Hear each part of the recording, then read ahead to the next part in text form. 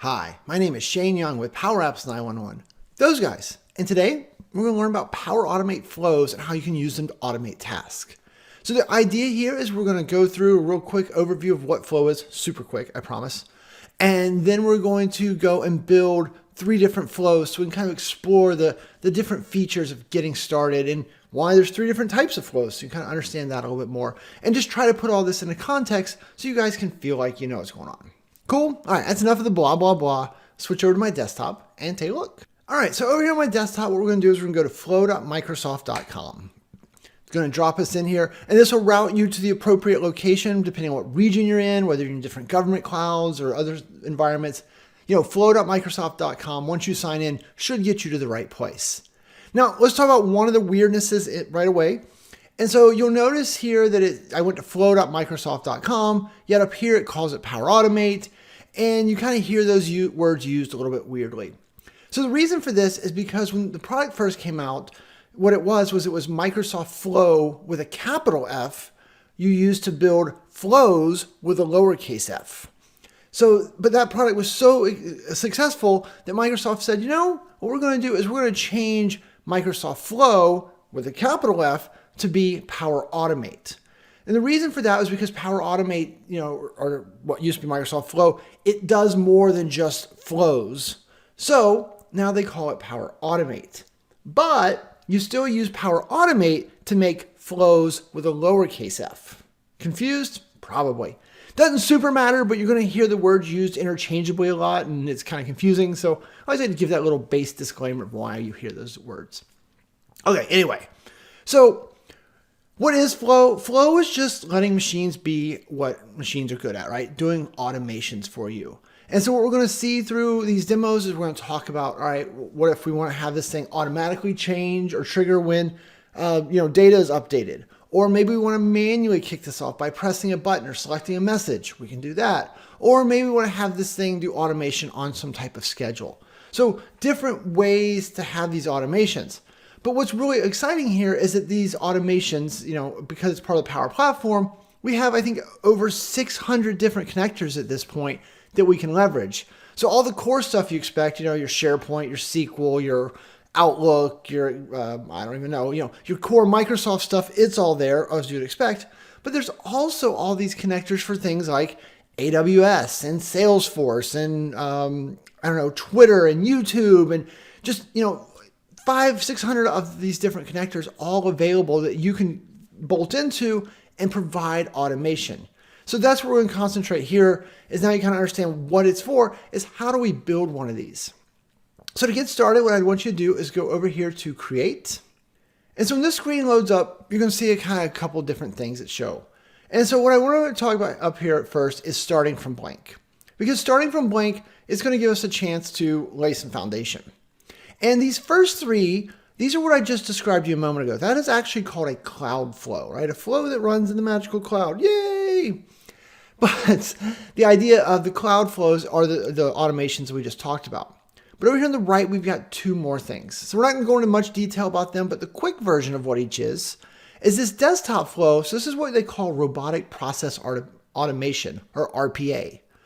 RPA, or desktop flows, the idea here is that if you are running Windows 10, Windows 11, you can install the desktop flow client on your machine, and then you can automate local activities on your computer. So like I have a video out there on how to go to a website, log in, and click a bunch of buttons, right? I had to go approve 160 different things. So I wrote a desktop flow that I could trigger, and then it opened a browser, it found the button on the page, it clicked the button, and then it went and found the next one and clicked the button. And so I automated, right? You might remember those as we used to call those macros.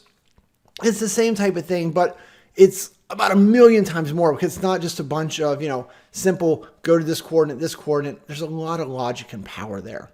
So desktop flows, they are they fall under the umbrella of Power Automate, but they are a different product. So I don't want you to get, too lost by this. We're not going to talk about this today, but that is an interesting facet. And the desktop flows, if you're on Windows 10 or Windows 11, you can actually run those for free. So kind of interesting little thing to explore another day. The other one over here on the far right is called a business process flow. So this is for extending model-driven apps, which is part of Power Platform under Power Apps, model-driven apps. So it's an app that you build on top of Dataverse. So it's a little less flexible than the traditional Power Apps that we think of called Canvas apps. But if you build model-driven apps, and they have a lot of power, they're just different. With the model-driven apps, though, if you want to add workflows that kind of move you through screens and move you through the process within the model-driven apps, you're going to use a business process flow. It is, once again, a kind of a completely separate tool that just falls under the umbrella of Power Automate. So even though it sounds interesting, like, oh, I want a business process flow, that is not the focus of what we're doing today. And it doesn't mean just business process in general. It really just means inside of model-driven apps. Okay, so that gets these two out of the way. We're not going to cover them anymore, but I wanted to show you that. So then over here, you're going to see that these are those three flows that I described earlier, right? They all fall under the umbrella of cloud flows, and they're actually all the same thing. Microsoft just thought it was easier for you to understand what was going on by grouping them different ways. But in reality, all three of these things are the same. What it is the trigger. And so a trigger in a flow is the thing that says, hey, flow, wake up, do your job. A trigger is the activity. And so if the trigger is an automated trigger, it's called an automated cloud flow. But it's just, terminology. It doesn't actually matter. So what are the three different buckets of triggers? The first one is automated. So that's when data changes. So every time an item gets created in SharePoint, every time somebody tags me in a Teams conversation, every time I get an email, you're just watching data to change. And when that data changes, it's like, get up. And now the flow goes and does the activity. It sends me a notification. It moves it to another place. It recategorizes it. It validates it. Starts an approval, whatever you want. That's going to be your automated cloud flow. Next up, we have instant cloud flows. And so this is more of your traditional pressing a button flow. Now that button could be inside of a Power App, right? It's my first love is Power Apps. So it could be a button inside of there that, press this button and create me a PDF, or press this button and start an approval process, some type of button press. But this button presses also include what we call for a selected file or item inside of like a SharePoint, or for a selected message inside of Teams. So if you want your user to be able to go and find a specific message in Teams, click on it and say, start an approval process, or, automate some other procedure based on that message, then you can do that. We're actually going to kind of do an example of that here in a few minutes. And then last but not least, we have the scheduled flows. And those are just your typical, run on some type of calendar-based event. For me, I think of those as nag flows, right? So like maybe I have a whole bunch of approvals I've sent to my boss to get done, and I want to, make sure that if she hasn't approved it within 7 days, that we start sending her reminders. I don't want to send the reminders. So I'm going to write a flow that wakes up every morning at 8 a.m. says, hey, does Nicola have any past due reminders or approvals for Shane? She does. Then go notify her that she's got that to do, right? So nag her to get it done, right? Turn the tables. She likes to nag me. I'm going to nag her. She's not approving my expense reports. So those are the different buckets. And we're going to build an example of each one of these here in the next few minutes. Also down here below, you're going to see that we have the ability to start from a template. And so we're going to use the templates because they're going to let us get started the fastest. And unlike Power Apps templates that I don't like people using, or remember the old SharePoint Fab 40 templates that cause disasters, these templates are good. These templates do not cause problems. So please, we're going to check these out. And this is how we're actually going to go through our steps here. But before we build from a template, I want to start the old-fashioned way, right? So scroll back up here to the top. And so we're going to start from this blank. Now remember with this, all three of these, we talked about the differences in them. If you click on one of these, so example, we're going to click on automated, it kind of starts to walk you through the process. But I can just hit skip, and no matter which one of those three you chose, you're going to get dropped to the same spot if you skip it, right? This is just the empty studio. So I don't want you to think those three paths matter in any way. They're just kind of helping massage you along the way. Anyway, so what we want to do is we're going to have our trigger, right? So we have to create a trigger. Every flow starts with one trigger and can only have one trigger.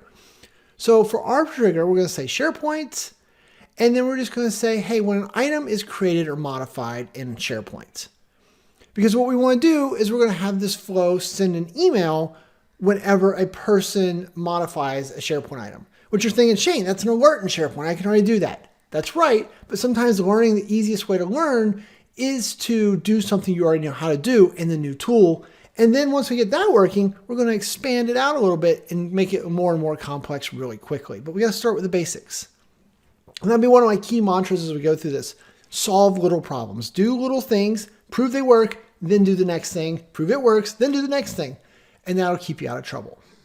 So when an item is created or modified, what do we want to do here? We want to hit the drop down. This will show you all your SharePoint sites. And so I have this lovely one right here called Power Apps Videos.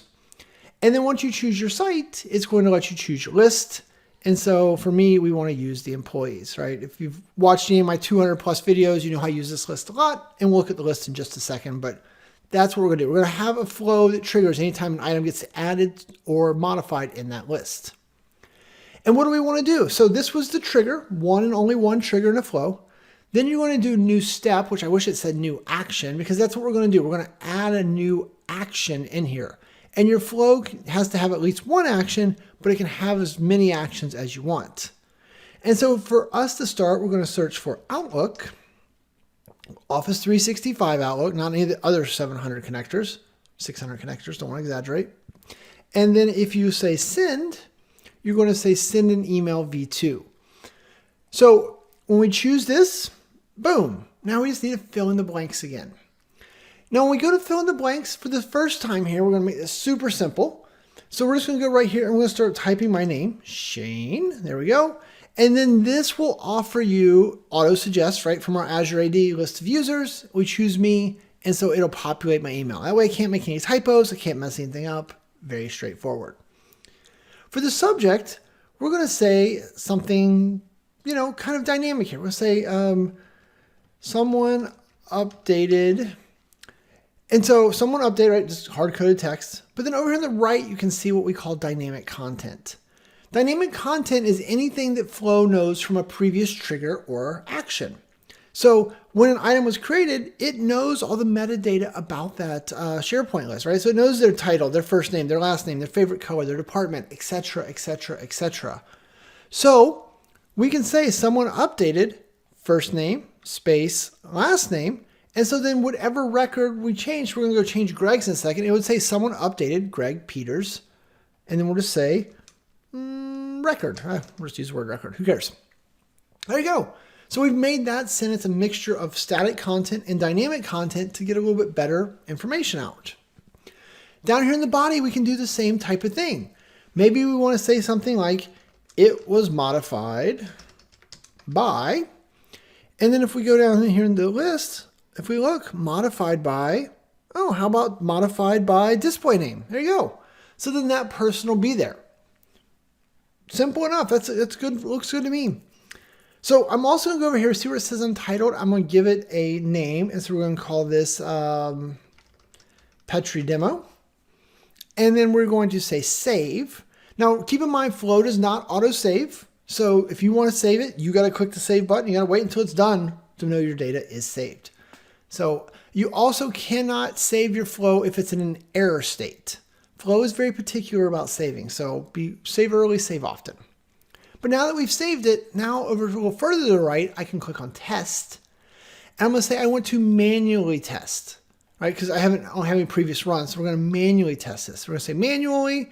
Under my face down here, we're going to say test. And so then now it says to see it work now, modify a list item in your SharePoint folder you selected. All right, easy enough. We'll jump over to my SharePoint list. We'll go to employees. So here's my SharePoint list. We're just going to click on Greg's record right here. And we're going to say edit all. And we're going to change his favorite color. I always say it's purple. His actual favorite color is blue. So that's a true story. Don't tell anybody I told you. It's probably his password or something, but it'll be all right. So if we say save, that will save Greg's favorite color. And if we go over here, our flow will trigger in just a moment. There you go. It was done faster than I could get a drink. And so you can see when an item was created or modified, you can see where it was. In the outputs here, we can see all the details of Greg's record. We don't want to do that, but we could. Then it says send an email to me. Someone updated Greg Peter record. It was modified by Shane Young.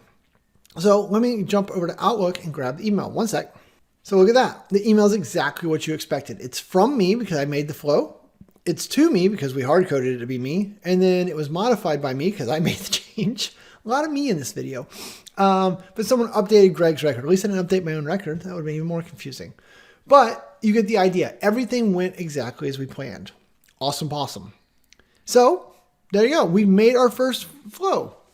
Now let's make it better. Let's go further. So maybe instead of just sending the email to me, maybe we also want to CC the manager of the person who created it. Oh, how would we do that? Well, we're going to click the plus. We're going to add another action. Right? Because we could add it here, or we could click on new step, which would add it below. We're going to add an action up here because we want this to happen first. We're going to search for users, which gets us Office 365 users connector. And in here, there is a get manager. Pretty simple. Get manager wants either the ID of the user or their UPN. UPN usually means email. So put our cursor here. And from our dynamic content, if we search for email, look, we got the created by email and the modified email. So we could get the modified by email. The email address of the person who modified the record, which we know was me, but that's okay. So if we do that, that is going to get or feed my email address in here, and this action is going to return my manager. So then now if we go down here to send an email, we send an email to Shane, and then we're going to hit the little add dynamic content here. We're going to do a semicolon. And so it's auto-suggesting. It's saying, hey, from the get manager action, there was a mail address, right? There's an email address already specified. There's also these email addresses from when an item was created. So you can use one of those. So we can just click on mail. And so now it's going to send it to me, semicolon, and then the mail of the modified person's email, or manager.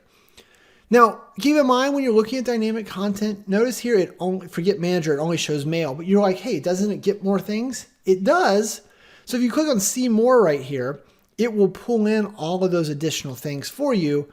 But what's happening here is Flow's trying to be helpful. Flow's saying, hey, you need an email address here. This is an email address. This is what you want, Shane. Don't overthink it. But if you don't see what you want, don't be afraid to click see more and find what you want. So there you go. There's our small change, right? We added a little thing. Let's test this. So we're going to go up here. We're going to hit save again. And then once it saves, we're going to say test. But this time I don't want to manually test it. What I want you to do is I want you to click on automatically and with a recently used trigger and this success run. So what happens is this will feed back the edit of Greg's record to Flow. It'll pretend like Greg's record got edited again. So instead of us jumping over to SharePoint over and over and over again, changing our data to trigger this thing, we can just come in here and test with this. So we're going to say test. And in just one moment, right, because we don't have to go to SharePoint or anything, it just is happening. It's doing this, it's getting the manager, it's sending an email. And if we look at this, we can see it's going to me and to Nicola. And if I open up the email, there you go. You can see me and Nicola both got this because Nicola is my boss. She's also really annoyed right now that I'm spamming her with email, but what do you do? So to that end, we've gotten what we want, right? We have sent this email to multiple people and we're making it dynamic. We're looking it up because we don't want this to always be, tied to just a specific person. So that's where we just have to get the actions in their place to get what we want. Ready to go one step even further? So what if we want to have an additional logic in here? So we're sending the email to these two people, but now if someone is in the IT department, which Greg is, if someone's in the IT department, we want to also update the CIO. How would we do that? So we're going to go kind of collapse these, right? Get them out of our way. We're going to do a new step here, and we're going to do a condition. So it is one of the auto-suggested very first ones. So condition is just an if. So if this is true, do this. If this is false, do this. So we're going to go right here, and we're going to say, hey, if, and in the dynamic content, let's just search for department. Oh, I saw it. So there is the department property that is coming back from when an item is created. That's what you want. So we're going to say if that department property is equal to, just type in IT, straightforward. So if it is equal to IT, so if that is true, then you're going to go on the yes pass, right? Like it annoys me that it's like true and then it says if yes. This should say if true, but whatever, you don't care. So what we're going to do, we're going to say add an action. I'm going to click on it twice. There we go. Second time works. We're just going to use Outlook again because we're going for simple, right? We're trying to understand how the mechanics work. We're not getting lost in all the connectors. So we'll say Office 365 Outlook. And so then now, once again, we're going to send an email. And so this time we're going to just send that always to the CIO. So the CIO happens to be a Chewy, who is currently right there taking a nap. Hi, Chewy, who's now annoyed I just said his name. So there you go, there's Chewy. And then the subject, someone in the IT department changed. Someone in the IT department was changed. There you go. And then like all the same things. We could have a bunch of dynamic content, all of that stuff. We're not going to mess with that, but we could. We'll just throw the first name in here because we need something. There you go. So we've built upon our previous one, right? Little things. So once again, let's hit save again. And then now let's hit test again. Let's go up here, right? We can use either run. Doesn't matter. They both do the same thing. So let's say test.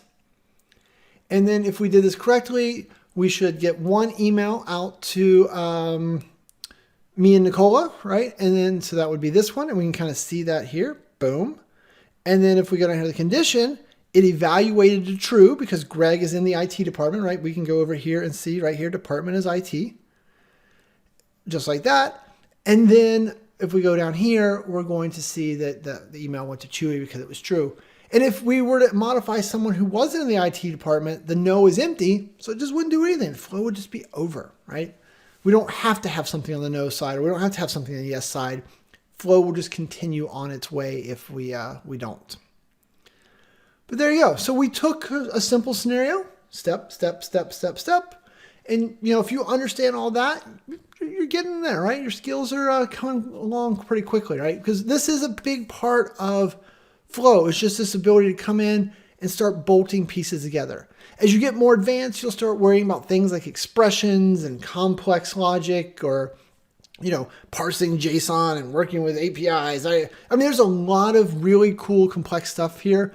But on day one, right, what is this about? This is about doing things that you know how to do, building some logic by just dragging some pieces into place and taking care of business from there. Like, I don't want you to overthink it. You'll get there, I promise.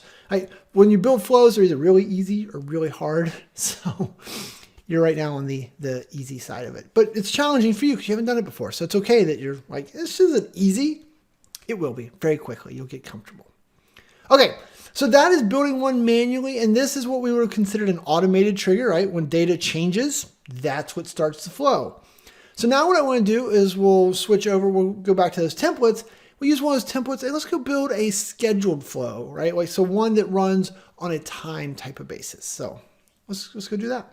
Oh, well, I guess we should actually do that, right? So to do that, we got to click on templates. And so now what I want to do here is, well, we're just going to use this very first one. I like that one, right? So this is the idea of a automated template. And so the idea here is that we're going to post MSN weather update to Yammer group every day. But I don't like Yammer. I don't use Yammer. So we're going to modify that one. We're going to use that template. So let's click on this. We're going to kind of see this idea of, check your stuff, right? Make sure we have connections, all these things.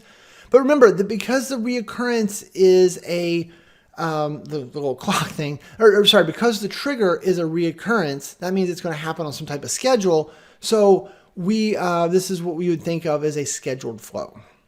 Not important, but you could think of it that way. So what we're going to do, we can see my connections are here. If you don't have connections, just hit sign in. And then now we're going to say continue. And it's going to drop us in here to a pre-built flow.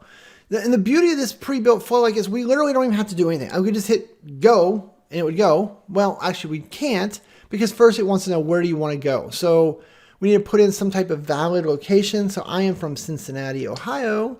So I'm going to put in Cincinnati, Ohio. And then for the type of measurement here, I want either imperial or metric. Us crazy Americans, we use imperial, so we're going to do imperial. There you go. And then it wants to post all this stuff to Yammer. Like I said, I don't use Yammer. I'm not a Yammer person. So I'm going to post it to Teams instead. So we'll just go right here. We're going to add an action. And, there's Teams right there. We'll click on Teams. And then we're going to say... post a message in a chat or channel. Perfect.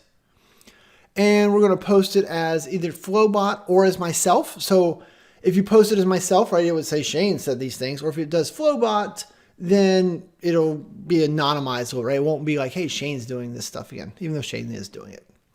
And where do we want to post? So this is going to give me, do you want your channel or a chat? That's the nice thing with Flowbot is you can post directly to a chat or a channel. If you chose myself, I can't post with a chat. So we're going to say channel. And then it's going to ask me, all right, well, what team do I want? And so we're going to post this into D for T demo. And then what channel? We'll just post it in general here in just a moment. There we go. So we'll post it in general. And so then what do you want to post? And so the reason I left this post a message Yammer is because I like what they did, right? I don't want all this, but I kind of do. So I'm going to just try hit copy and paste. Oh, look at that. It just pasted right over. I didn't have to even think about it. So then now I can get rid of this silly Yammer stuff that I didn't want. Bye, Yammer. All right. Easy enough. So let's hit save again. Remember, saving only happens when you save it. It does not auto-save. It also does not let you save flows that have errors. The flow has to be in working order. That's back to that whole make little changes mentality. So there you go. And so now, instead of waiting 24 hours, that'd make for a really long video. What we'll do instead is we'll just say, hey, let's manually test this right now. And if we say run the flow down here in the bottom and done, then this should happen pretty quick. There you go, just a couple seconds for that to run. And let me switch over and pull in that Teams chat. 1 sec. And look at that. If we look over here, we can see that it all ran. Perfect, right? It looks like today's forecast is high of 65, chance of rain 89%, womp womp, and rain showers, boo. But you can see that now we have created, with almost no effort whatsoever, right, a quick little flow. And so, as I mentioned in the earlier portion, where I really like these reoccurrence flows is for what I call nag flows, right? That whole idea that I want to remind someone to do something once a day, once a week, once a month. I want to have this do some processing at the end of the month. I want to have this run every 2 hours to check on things, right? But reoccurrence flows are really good for those type of automated, repetitive, just go find some information, find out if it matches your criteria, and then do what you want. So in this case, we're not doing that. But you could add a conditional like we did in the last flow that does the check, right? So, hey, I went and got this data. Does it match these criteria? If it does, do this. If it doesn't, don't do that. So that's kind of how I think of that particular scenario. Okay, so that is pretty straightforward. All right, so then the last little flow that we want to build here is we want to do some type of triggered flow, right? Some type of instant flow, if you will. And so once again, let's go back over to templates. And so this time, instead of just taking literally the first template in front of my face, what we're going to do is we're going to search for Teams again. And so Teams, well, a lot of us like to use Teams a lot in our lives. We kind of look over here, and so there's some different interesting ones we want to do. But what I'm going to look for is there should be one here for a selected message. So somewhere in this hot mess, let's just see. Can we search for Teams selected message? I don't know. Let's try it. Oh, so there are some different ones. So look, save a message to OneNote, create a task from a message, create a work item, create a list item in SharePoint. There's a lot of different things that you can do when a message is created here. Now, I still don't see the one I'm really looking for though. So let's try again. Let's try schedule a reply. Perfect, right? So schedule a reply. The idea is that we're going to select a message. We're going to we're going to come up with, whatever that word is, a reply, but I don't want to send it right away, right? And so this is always a great one for leaders, especially, if you're one of those ones that I like to work weird hours, like late at night, early in the morning, but I don't want to send the reply to one of my employees at 6 a.m. and make them feel like they need a reply the moment they wake up. So maybe I want to schedule that reply to be a little bit later. So it's a very interesting one, I think, for those scenarios. So we're going to say I want to schedule a reply. This is going to do, like we've seen a couple times now, go in, provision us this template. And this one just connects to Flow, right? So we're going to say, or not to Flow, just to Teams. So we're going to say create a flow. Weirdly enough, you notice it said create a flow with a capital F. It should be a lowercase f. That is a bug or a typo in their own UI. Tis tis Microsoft. Now this time, instead of dropping us straight into the editor, what did they do? They actually put us into this interface for managing your flows. So, because the idea was, they're like, all right, the flow's done. You don't need to do any additional stuff. So they didn't bother putting us into the editor. The way that you would get to this particular screen is if you go here to My Flows. This is a list of all your flows. And so you can see the one we just built, right? The ones we've just done. And so if we click on like the post in MSN weather, it would bring us that same screen. And so we use the edit, and then this would get us back to where we were posting our weather into Teams. So back over here to My Flows. So let's take a look at the one we wanted. You can just use the edit pencil to skip a step. Whoop, jump right in here to the editor studio. And so you can see that this one got a lot going on. So let's break it down. Let's figure out what all it is doing. So here we've got for a selected message. And so it says edit an adaptive card. Maybe we should go use the flow first so that we could see how this would work. So let's go over here. Remember we had in our flow. Let's go in here. So let's just take this message that we did earlier, right? We'll kind of click into chaos and we'll go back over here. And so if we hover over a message, right, you get the little fun little symbols, right? I like to put smiley faces on stuff. I like emojis too much. But if you do more options, hit the ellipses, you're going to see that you get some different options. And under more actions, you're going to see that there are different flow or different actions you can take here. So different flows already built in. And if we say see more, we should see delayed reply to a message too, right? So obviously I practiced before. It's when you see the other delayed reply to a message. Oh yeah, that's right. I practiced. I know it doesn't seem like it, but I did. Don't judge. But so if we click on that, here's what it's going to do. It is going to load that thing called an adaptive card. So adaptive cards are a way for us to provide input. And so Teams does a lot of these. Like we use these as a company when we get requests into our help desk.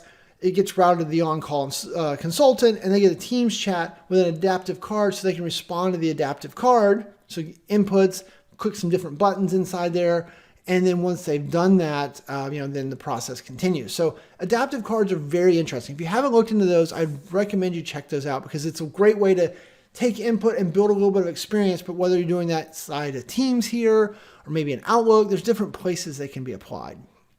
Anyway. So when do you want to reply? When do you want your reply to be sent? Well, I want it to be sent today. So I'm gonna click on the little ellipse or the little date here. And so today's the 18th. Sounds good. When do I want that to go out? So I want that to go out at 11 p.m. So go down here.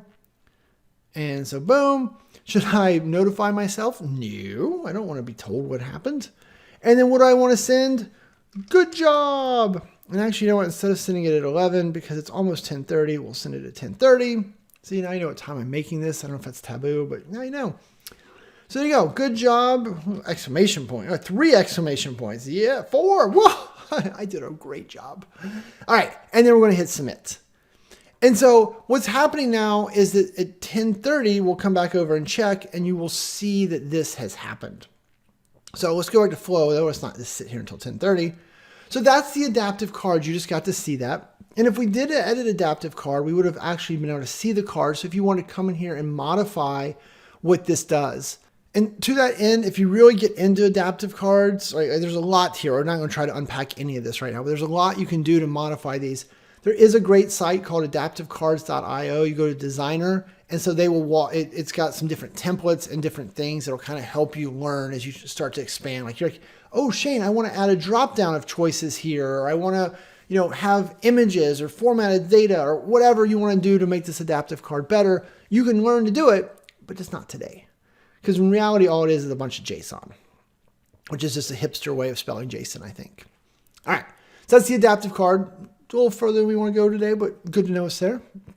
So then once for a selected message, you fill out the adaptive card, the flow runs, and so then do some variables. So they are using they're creating a variable called scheduled reply. Send time is being declared as a string. So when you create a variable in Flow, you have to tell it what the data type is. And so in this case, it's a string, right? They've done this for us, but it's good to know that if you're creating one in the future, you have to do this and you have to think about what data you want to store in there. So I want a string or text.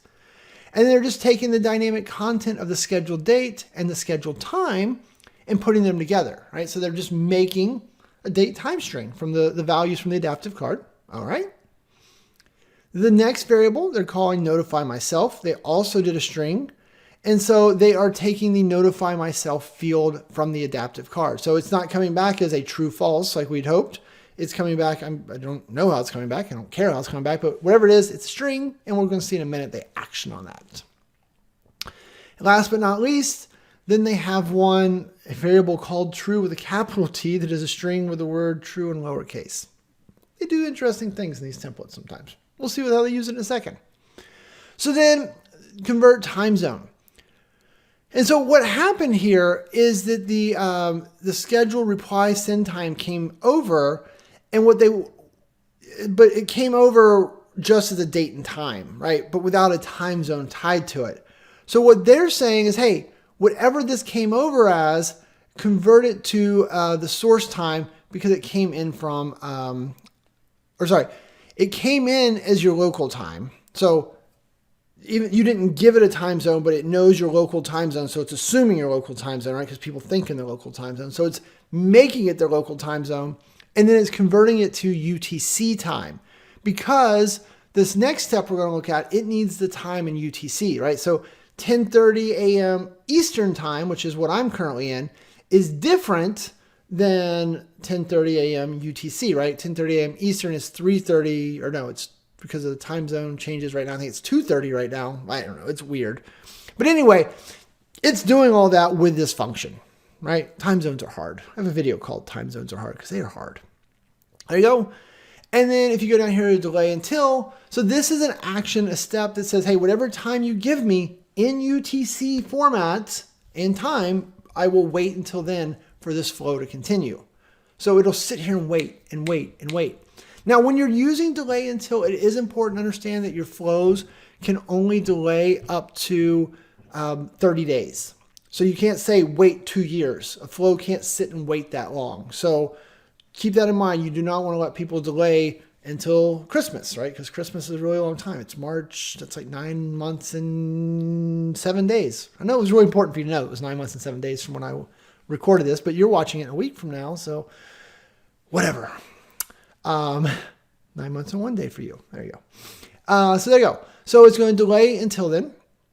And then last but not least, we have a condition. And so then it says, hey, if the channel ID is equal to null. So what is that saying? So if this for a selected message, the dynamic content that came back from that did not have a channel ID. So if it is null, so it doesn't have a channel ID, then it's going to post that as a user in the group chat. And so then there's the conversation ID. So it's going to post to a conversation because it knows it came out of conversation, because it didn't have a channel ID. And it's going to post the message, right? So the message to send the dynamic content from the card output above. And then it has another condition that says, hey, if that weird thing equals true, then also post it back to the user, right? So remember that was that checkbox for you. And so that's how they're using that whole logic. They're taking the notify myself variable, converting it to lowercase true to send it. So that's one branch, right? This is a lot of branches all of a sudden. Whereas over here, if it's not null, so there is a channel ID, then it's going to respond in a channel, and it's going to fill in that channel ID and that team ID, all that information that came back from the trigger. The user didn't provide it, the trigger just knew it, and so it's going to send the message, and then that same exact condition to post to your feed, all this. Now, what's interesting is you'll learn later that, once again, they tried to make these as easy to follow as they could, but this condition 2 and this condition 3 are actually the same thing, right? Flow gets really wide really fast. So in reality, we could have actually put that underneath the condition, right? We could have put that one condition down here. And so instead of writing the same thing twice in both places that do the same thing, could have put it right here at the bottom to evaluate. Little things like that you'll learn along the way. Don't get hung up on making these things as efficient in the beginning. Learn about making them work and then understanding why they work, and then making them efficient will just come to you a lot more naturally. So there you go. So that's a very handy flow, right? And, the for a selected message, if you're a very Teams-based person, that is very helpful. But like if we went over here to create real quick, and remember, you can choose any of these. I'm just going to choose instant, and I'm going to say skip, so it drops us into the blank studio again. And so another very common one for SharePoint is for a selected file or for a selected item. So if you want to have it so that they can go over here to like their document library, if I can click on the document library.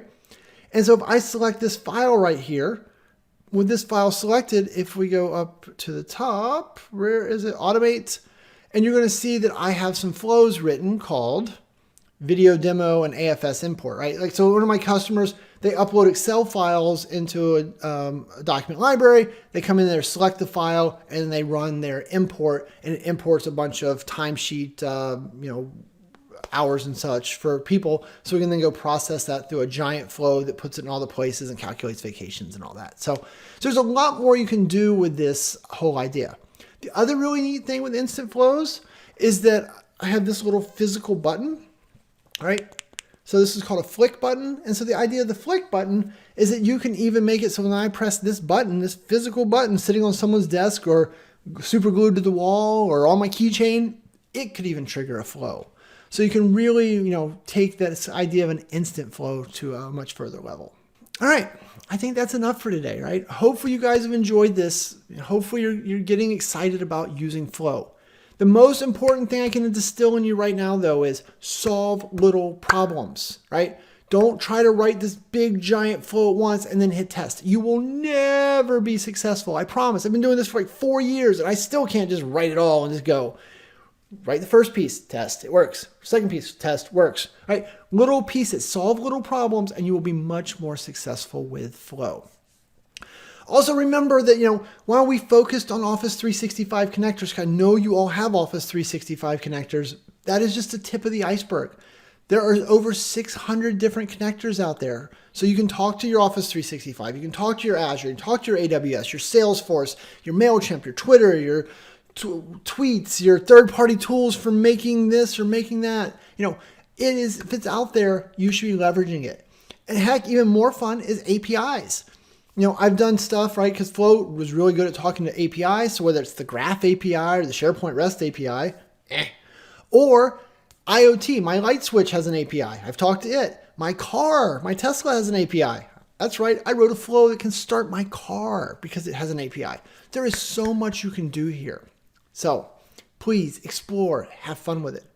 Speaking of exploring and learning, right? Keep going. This conference has had a lot of great sessions up until now. I forget whose is next, but I bet it's awesome. I know it's awesome. Go watch theirs after this session. And if I can do anything for you, please reach out. Shane at powerapps911.com. I'm on Twitter. I'm on all the different places. I'm on YouTube. And lots of me on YouTube, so I apologize now. But anyway, with all that, I'm going to say thanks and have a great day.